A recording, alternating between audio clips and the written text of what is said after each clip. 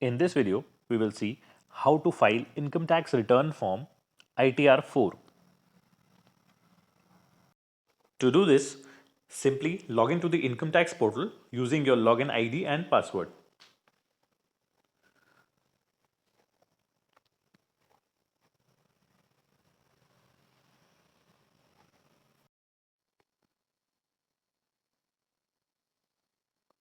Once you log into the income tax portal, go to e-file, file income tax return.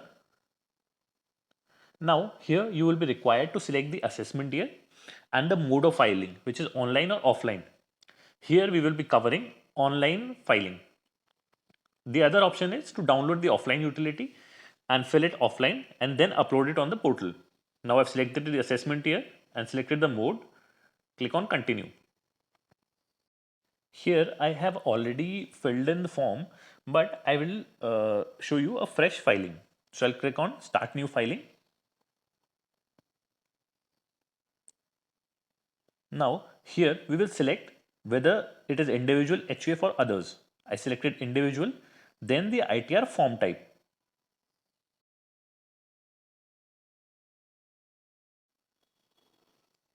Click on proceed. Now, a very important point over here is who can file ITR 4.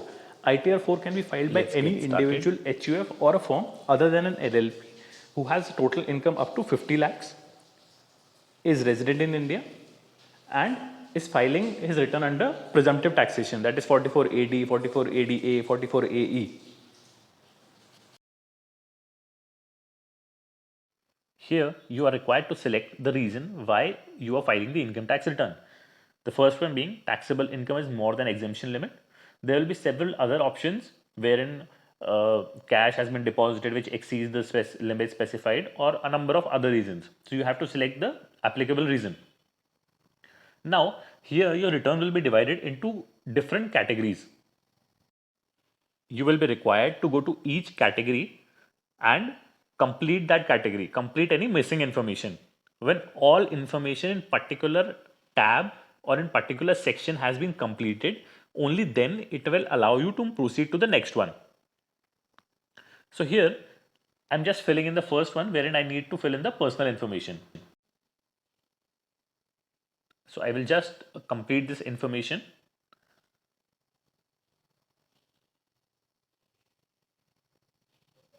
Check each fields. I just selected that this return is not being filed as a representative assessee. Now, one very important thing over here is any one of your bank accounts should be pre-validated before filing of income tax return. Else, either you will not be able to file your return or upload it.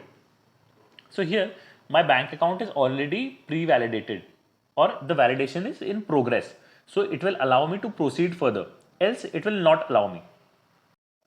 On the screen, you can see different categories. The first one being personal information, then gross total income. So these are basically different categories or different heads that you need to complete. In the first one, you can see there is a word written confirmed with a green tick. So likewise, every section will have a green tick. And only once you've completed the first one, then you can move to second one. Now I go to the second one. When I go to this category, it asks me certain questions. So these are questions just for helping me out in filling my return. You can skip these questions by scrolling down and clicking on skip these questions. If you feel these are relevant for you, then you can use this option. This may be helpful for you. So I do not want to use this, so I just skip the questions.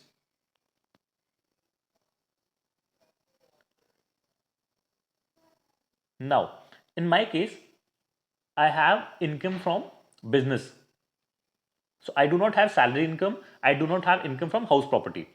So I'll just skip these two sections and just directly go to income from business or profession.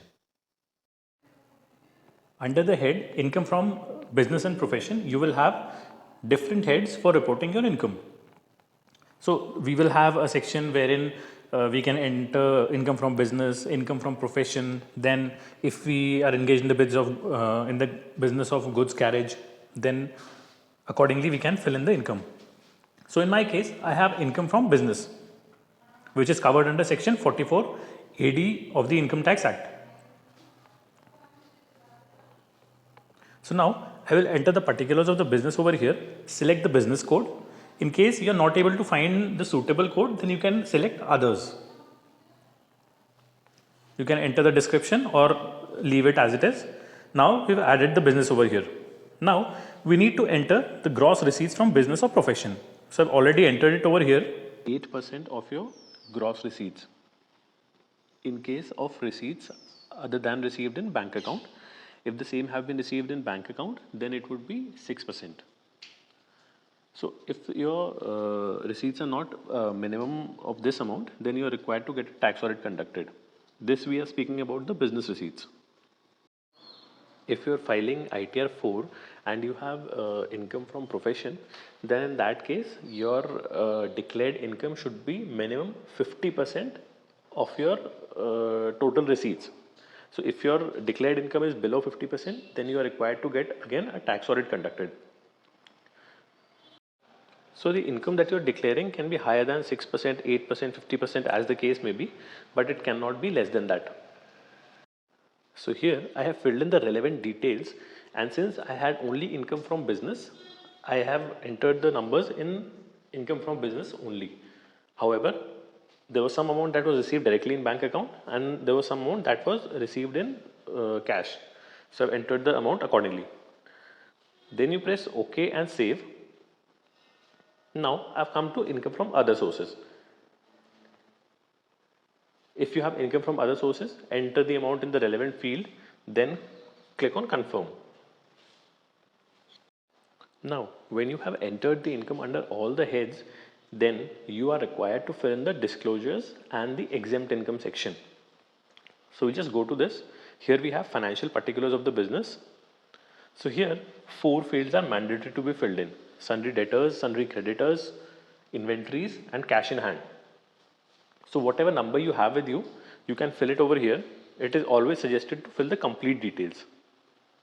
So we filled in this. If you have income, any other income that is exempt or turnover details for GST, then you are required to report it over here. Then we have the column for total deductions. Now all the deductions under chapter 6A will be entered over here. Now here I have only the deduction for interest on savings account. So I'll cover that in 80 TTA. I'm not covering all the deductions over here in detail. For that we will have a separate video. So I enter the amount and then add. Now once you've added all the deductions, click on continue or confirm. Now you can see that we have filled in a majority of the fields. We have the tax paid section. Here no tax is payable, but my son TDS has been deducted, so it is refundable to me. So I've just clicked on confirm. Now just go through the fields in your return. Just verify in case you have missed any information.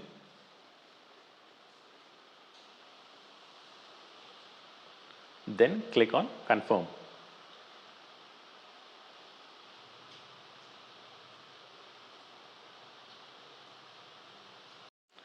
Now it is always advisable to fill in each field correctly, because what will happen is when you fill in the complete details and you go on to validate your return and then to submit your return, if there is an error, it will again take you back to the same page. So it will again take 2-3 minutes of your time. So here I'll just preview my return. It asks me for a confirmation. I'll just click on the confirmation and then proceed to preview my return. Here I can download my return or I can view it over here for any changes. If there are any changes, I can just go back and change. Otherwise, if everything is fine, you can proceed to validation. Here we can see validation is successful. In case there is an error, it will pop up over here. Now I can complete my verification. So in my case, I do not want to e-verify it as of now. So I'll click on e-verify later and then click on continue.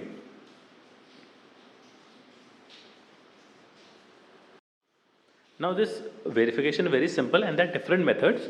If you want to e-verify it now, then you will have different options such as through Aadhaar OTP, through EVC. If you want to e-verify later, you will have the same options. However, if you do not want to e-verify, you can send a signed copy to Income Tax CPC department. So this is how you can file income tax return ITR 4 for presumptive taxation. Hope you like this video. For more related content, do subscribe to our channel. Keep liking, keep sharing.